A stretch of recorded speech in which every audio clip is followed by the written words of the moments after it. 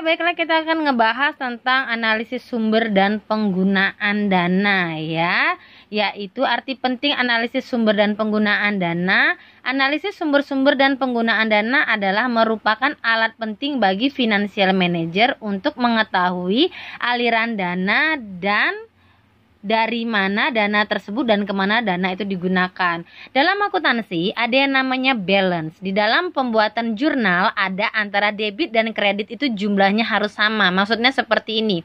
Ketika kalian punya uang 1.500, kalian belikan pena 1.500, ya kalian mengeluarkan uang 1.500 dan mendapatkan pena senilai 1.500. Berarti sumbernya ada uang 1.500, dapatnya digunakan untuk membeli pena 1.500 yang artinya sama aja jumlahnya. Jadi sumber-sumber dana-dana yang masuk itu uang-uang yang ada itu harus dijelaskan uang ini kemana aja. Secara simpel adalah seperti misalnya kayak kalian diberikan uang mingguan atau bulanan dari orang tua, itu kan pasti jelas kalian gunakan. Misalnya kalian diberi tuh sebulan 1 juta. Nah, uang 1 juta ini itu kalian belikan apa saja untuk makan hari-hari, misalnya berapa, kemudian untuk bayar apa, beli bensin dan lainnya.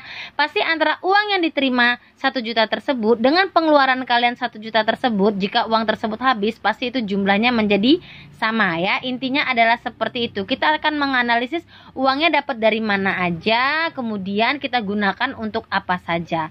Ya, untuk mengetahui aliran dana itu dalam suatu periode diperlukan data yang berupa laporan finansial perusahaan atau laporan keuangan. Dari mana datangnya dana yang ditambahkan, kemudian tercermin dalam apa yang disebut dengan statement sumber-sumber dan penggunaan dana ya. Nah, kita akan membuat statement sumber dan penggunaan dana ini.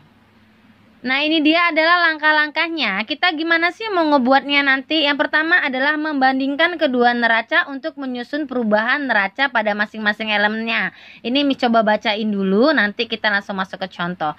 Ya, kemudian kita menyusun penggolongan dari unsur yang memperbesar kas dan golongan unsur yang memperkecil, kemudian mengelompokkan dan mengadakan konsolidasi. Nah, yang paling penting adalah kalian harus tahu yang bagian ini di halaman 188.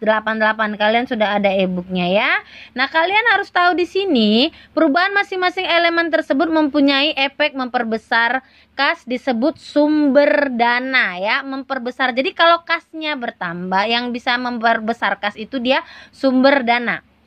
Dengan demikian, sumber dana dapat ditandai dengan yang pertama, yaitu berkurangnya aktiva lancar selain kas. Maksudnya aktiva lancar selain kas itu ada piutang, ada persediaan barang dagang, ada investasi. Loh Miss, berkurang kok merupakan sumber? Iya, ketika piutang kalian, misalnya piutang itu kan harta kita di orang, ada 100.000, kemudian berkurang jadi 50.000. Berarti kemana 50.000-nya? Sudah dibayar, sudah diterima. Jadi uang itu udah di kalian, sudah bisa kalian gunakan untuk sumber dana, untuk kalian belikan sesuatu yang lain, untuk digunakan membelikan yang lain, seperti itu ya intinya. Selanjutnya, berkurangnya aktiva tetap sama. Kalian seperti misalnya berkurangnya aktiva tetap ini sebagai contoh kayak kalian tuh jual motor kalian. Kalau kalian jual motor kalian berarti kalian dapat uang kan? Nah, itu merupakan sumber dana. Kemudian ada lagi bertambahnya hutang-hutang. Ya, kalau kita ngutang pasti kita makin punya uang ya, makin punya dana lagi kan. Bertambahnya modal ya. Kalau modal kita nambah berarti dana kita juga nambah kan. Ada juga adanya keuntungan dari operasi. Kalau ada operasional. Kalau ada keuntungan atau laba, maka kita juga mendapatkan sumber dana. Nah, adanya sumber dana itu akan digunakan kemana ya? Sebaliknya, perubahan yang efeknya akan memperkecil kas merupakan penggunaan dana ditandai dengan ada yang pertama, bertambahnya aktiva lancar selain kas. Kalau aktiva lancar itu bertambah berarti kan kita beli. Kalau beli berarti pakai uang. Kalau pakai uang berarti sumber dana kita berkurang ya. Dengan kata lain, sumbernya dari sini, kemudian kita gunakan atau penggunaannya untuk membeli aktiva lancar. Begitu juga dengan bertambahnya aktiva tetap. Kalau beli aktiva tetap berarti adalah penggunaan. Aktiva tetap bertambah itu berarti uang kita ya, sumber dana kita itu kita gunakan untuk beli aktiva tetap. Selanjutnya berkurangnya hutang ya. Kalau hutangnya berkurang berarti kita pakai duit kita untuk bayar utang, mendanai utang. Berkurangnya modal ya. Kalau modalnya berarti berkurang, itu artinya sudah ada yang mengambil modalnya, kita harus kembalikan uangnya. Nah, di sini bisa kita lihat ada penjelasannya ya. Kas bertambah pada kolom perubahan debit. Nah, misalnya kas itu kalau bertambah, maka dia debit. Nah, ini yang paling penting kalau kalian tahu akuntansi, kalian tuh tahu saldo normalnya. Jadi kas bertambah di debit, piutang bertambah di debit, perlengkapan di debit, kemudian lagi ada persediaan di debit, cadangan di kredit. Kalau kalian tahu saldo normalnya, ini akan menjadi sangat mudah. Ya, selanjutnya sebaliknya kalau dia berkurang, kas berkurang, ini bukan debit ya. Kalian perhatikan di e-book kalian, ini bukan debit, ini adalah kredit. Biasalah ya, salah ketik. Kas berkurang itu maka di debit, aktiva lancar selain kas itu berkurang, di kredit, kemudian aktiva tetap berkurang di kredit, cadangan depresi bertambah di kredit. Karena saldo normalnya ada di kredit, utang saldo normalnya di kredit, kalau dia bertambah maka di kredit, modal saldo normalnya di kredit maka bertambah di kredit, begitu juga laba itu ada di kredit. Nah, selain itu bisa kita lihat di sini ya, di situ adalah laporan. Ini nanti yang akan kita kerjakan adalah seperti ini, laporan sumber dan penggunaan dana. Di sini ada dana yang berasal dari antara lain ya bisa dibaca tadi di halaman sebelumnya, dapat dari mana aja, dari laba operasi ya, laba netonya, kemudian penyusutan meningkat ya, penyusutan meningkat itu cadangan atau depresiasi meningkat itu merupakan sumber dana, karena uang cadangan itu berarti kalian cadangkan, berarti uang itu ada kan. Misalnya kayak uang kalian tuh 100.000, terus kalian cadangkan 10.000, uang kalian tinggal berapa? 90.000, tapi uang 10.000 itu ada nggak? Ada ya. Jadi itulah justru itu menambah harta perusahaan karena dia dicadangkan atau disimpan. Selanjutnya lagi di situ ada berkurangnya aktiva lancar sumbernya ya. Ada lagi nih aktiva lancarnya berkurang ya kan. Jadi dia jadi sumber, aktiva tetapnya berkurang, dia sumber, hutang nambah sesuai dengan penjelasan di halaman sebelumnya. Nah, ini penggunaannya antara lain bertambahnya aktiva lancar, bertambahnya aktiva tetap, berkurangnya hutang, berkurangnya modal, laba ditahan berkurang. Kalau laba ditahan ini berkurang, kemungkinan kita ada terjadi rugi atau pembayaran dividen. Kemudian ada kas bertambah. Kas bertambah kok justru dia penggunaan dana. Kenapa? Karena kalau kas kita bertambah, kita menggunakan dana yang ada untuk menambah kas. Maksudnya seperti ini. Kalian beli motor ya. Kalian jual motor. Motornya harganya kalian jual 5 juta. Kemudian uang itu kalian gunakan untuk uang kas. Berarti sumbernya dari jual motor digunakan untuk nambah uang kas. Jadi kas itu kalau bertambah justru itu adalah penggunaan dana. Dananya digunakan untuk menambah kas. Kalau dia kasnya berkurang justru itu dia sumber karena dia digunakan. Nah, kita langsung saja masuk ke contoh perhitungan PT Haryawan ya. Di sini neracanya harus ada 2 karena kita akan membuat mereka seperti ini. Kita akan bandingkan. Data yang dibutuhkan adalah yang paling utama adalah neraca. Ya, di sini ada neracanya 2 tahun minimal, 2008 dan juga 2009. Selain itu juga keterangan ini jangan diremehkan. Dia ada laba berapa dan juga ada pembayaran dividen berapa. Dividen itu adalah keuntungan dari melakukan investasi saham ya. Setelah ada datanya seperti ini, maka kita akan bikin kolom seperti ini. Ya. Ini namanya statement perubahan. Kita memang langkahnya mengerjakan soal atau mengerjakan analisis yang pertama adalah membuat seperti ini. Buat mereka, perbandingan mereka seperti ini dan kalian tambahkan kolom perubahannya ini.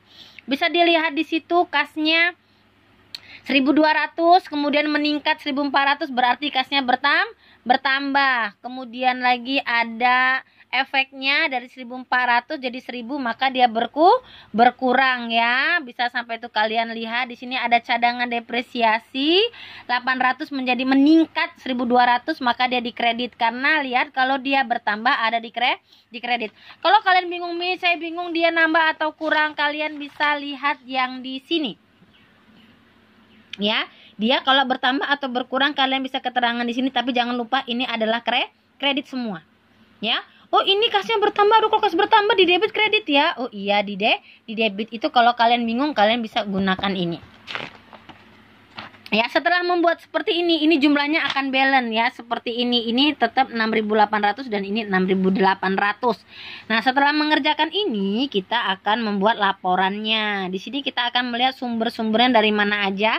Tadi sudah ada dijelaskan juga di sini kan sumbernya dapatnya dari mana aja, ada di sini.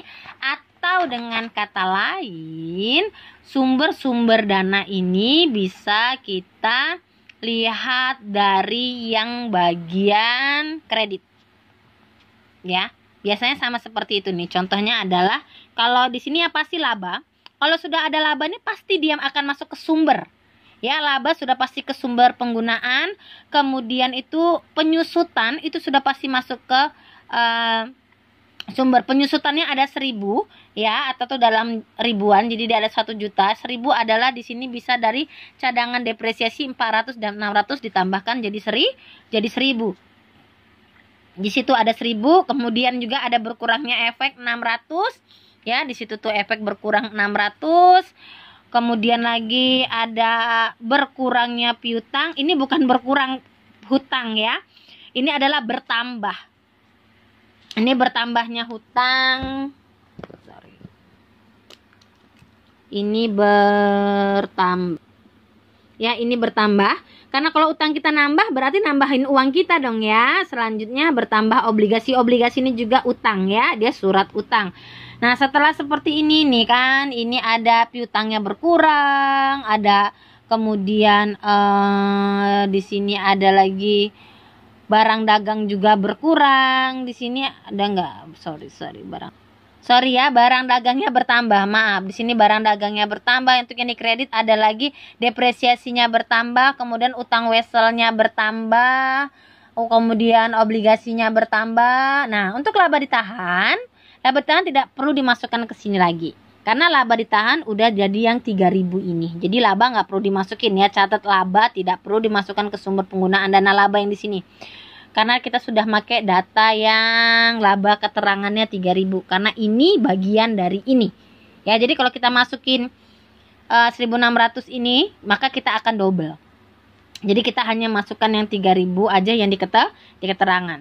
Selanjutnya adalah penggunaannya. Penggunaannya di sini adalah kita gunakan untuk apa? Di keterangan di sini ya, ada keterangannya tuh labanya 3000 dan dibayarkan sebagai kas dividen. Berarti kita membayar ya.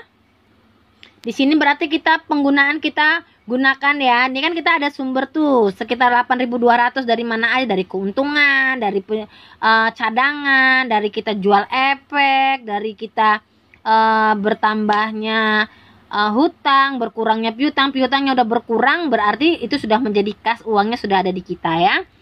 Kita gunakan untuk apa aja? Antara lain untuk bayarin dividen, untuk beli mesin, untuk bertambahnya tanah. Dari mana? Dari yang sini. Kolom yang debit ini dimasukkan semua ke sini, ditambah dengan dia dividen ya, ditambahkan semua dan total ini dan ini harus sama. Jadi kalau kalian bingung, kalian bisa baca dulu di yang mana sumber, yang mana penggunaan dana. Secara logika ini adalah kita punya uang berapa dan kita akan menggunakan senilai uang tersebut. Uang yang keluar dengan barang yang dibeli belanjakan itu intinya nilainya jumlahnya adalah sama.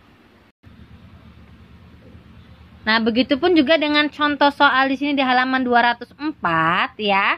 Itu sama tuh, bikin lagi seperti ini. Jadi kalau nanti kalian mengerjakan soal yang diberikan, yang pertama adalah buat dulu seperti ini ya, bikin kolomnya seperti ini langkah pertamanya. Setelah itu lihat dia bertambah atau berkurang, diisikan kolomnya ini.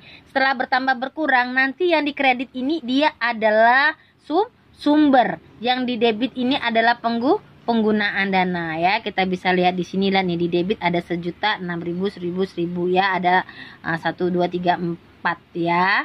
Dia ada 4, tapi jangan lupa ya, di situ ada dividen. Dividen tuh sudah pasti masuk ke penggunaan dana. Nah, di sinilah penggunaan ada dividen, ada 1.000, 6.000, 1.000, 3.000 sama kan? Jadi intinya yang dikredit itu dengan kata lain ya, itu adalah sumber-sumber dana ya, sedangkan yang di debit itu penggunaan dana. Dengan kata lain, secara simpel sih seperti itu. Dan juga perlu dilakukan analisis ya. Setidaknya kalian itu bisa melakukan analisisnya. Sorry ya, tadi ada analisis lanjutan tadi. Nah, setidaknya kalian tuh bisa menjelaskan berdasarkan laporan sumber penggunaan dana, ya kan? Sumber yang paling besar yaitu berdasarkan keuntungan bersihnya 3.000 ya, bertambahnya obligasi. Nah, ini harus bisa kalian ceritakan lah sedikit-sedikit, karena yang paling penting setelah hasilnya sumber penggunaan dana, kalian juga bisa menjelaskan hasilnya tuh seperti apa tuh. Ada kesimpulan juga ya. Sebenarnya pembelian tanah 2.800 apabila dari keuntungan bersih tidak dibayarkan itu sebesar 1.400 dapat dipenuhi ya. Karena harusnya 3.000, beli tanah 2.800, masih ada sisa 200 malah kan. Tapi kan kita bayar dividen. Tapi karena ada pembayaran dividen, maka untuk membeli tanah dari laba ya, kekurangan sebesar 1.200 dapat ditambahkan dari obligasi ya. Kalau setidaknya kalian di sini agak bingung, tapi setidaknya analisis ini kalian bisa mengerjakan. Oke ya. Jadi seperti itu. Miss akan kasih soalnya di grup. Semoga kalian mengerti. Kalau bingung bisa langsung japri. Oke, Miss akhirnya assalamualaikum warahmatullahi wabarakatuh.